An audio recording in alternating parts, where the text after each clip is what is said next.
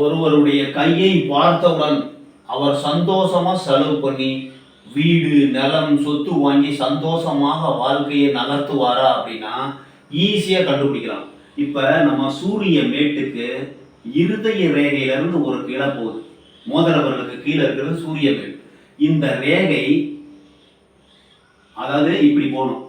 இப்படி போச்சுன்னு வச்சுங்க, அதாவது சனி மேட்டுக்கும் சூரிய மேட்டுக்கும் இடையில் கடலில் கலப்பது, புதன் வீட்டுக்கும் சூரிய வீட்டுக்கும் இடையில் கடலில் கலப்பது. இந்த மாதிரி ரேகை அமைப்பு இருக்கும் பொழுது நிலம், சொத்து, வீடு, வசதி, கார், பங்களா, இந்த மாதிரி வசதியான அதிகமான பொருள்கள் இருக்கிற பணத்தை எல்லாமே நிறைய வருமானம் வரும், வெற்றி பெறுவார்கள், நிறைய சம்பாதிப்பாங்க.